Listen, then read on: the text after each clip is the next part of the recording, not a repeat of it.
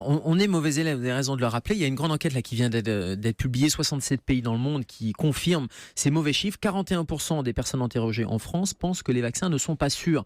Et ça, c'est une bêtise de penser ça parce que les vaccins sont sûrs et en particulier les vaccins qui sont obligatoires. Et se protéger, c'est se protéger individuellement en toute sécurité et c'est se protéger collectivement aussi. Et ça va même plus loin, c'est-à-dire que cette enquête enregistre beaucoup de sceptiques et 17% des Français doutent de l'efficacité des vaccins. Non seulement on pense qu'ils ne sont pas sûrs, mais en plus on pense qu'ils ne sont pas efficaces alors qu'ils sont efficaces bien sûr et que ça empêche beaucoup de maladies, des maladies qui avaient disparu et qui sont en train de revenir progressivement. Quels sont les vaccins qui sont obligatoires ? Alors, DT polio en France, diphtérie, tétanos, polio. Quand je disais il y a des maladies qui avaient disparu, DT polio, la diphtérie par exemple, c'est une maladie qui, on l'a entendu dans l'actualité sur ces 2 dernières années, en Europe, a refait des victimes alors que c'était quelque chose qui avait complètement disparu, alors qu'il y a un vaccin.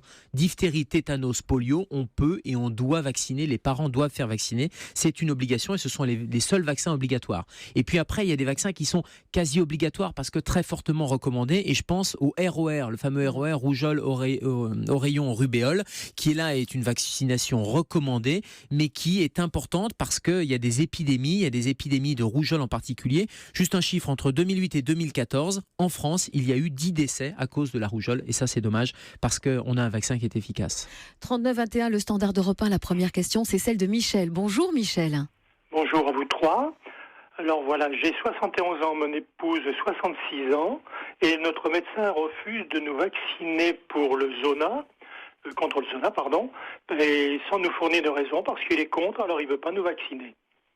Alors, Voilà ma question. bonjour Michel. Alors la vaccination contre le zona, c'est une des nouveautés du calendrier vaccinal 2016. Donc peut-être qu'il va changer d'avis en 2016 et ça peut se combiner avec le vaccin contre la grippe. Et c'est une recommandation maintenant pour les personnes âgées de plus de 65 ans, entre 65 et 74 ans. Donc si vous avez 71 et 66 ans, vous êtes dans le créneau, vous êtes dans la cible. Donc c'est dans les recommandations. Pourquoi ? Parce que le zona, je vous rappelle que c'est le virus de la varicelle, c'est le virus de la varicelle et du zona. C'est un virus qu'on a à l'intérieur de notre corps vers les ganglions neurologiques, les ganglions nerveux et qui va pouvoir se réactiver et ce vaccin contre le zona empêche cette réactivation parce que le zona c'est très embêtant, ça donne des douleurs qui sont des douleurs parfois terribles et on sait qu'à plus de 65 ans ce sont des douleurs qui vont durer, qui vont devenir de manière chronique et très handicapantes. Donc reposez la question à votre médecin, reposez-lui la question sur la pertinence de cette vaccination et puis éventuellement vous pouvez prendre un second avis. Merci pour votre appel Michel. On a une question Facebook qui est arrivée, celle de Brice.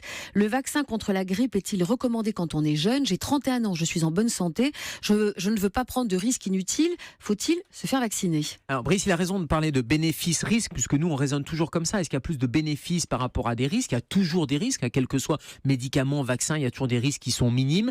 Mais le bénéfice, il est vraiment prouvé chez les personnes les plus à risque. Et les personnes les plus à risque, c'est les plus de 65 ans, les patients qui sont obèses, les patients qui sont en état d'insuffisance respiratoire, des maladies cardiaques. Et c'est vrai que les sujets jeunes ne sont pas forcément dans ces populations à risque. Donc j'allais dire, s'il n'est pas professionnel de santé, parce que les gens en contact avec le public ou les professionnels de santé, là aussi c'est important qu'ils se fassent vacciner contre la grippe. Brice, il peut se dispenser de cette vaccination-là. En tout cas, il n'est pas dans les populations prioritaires.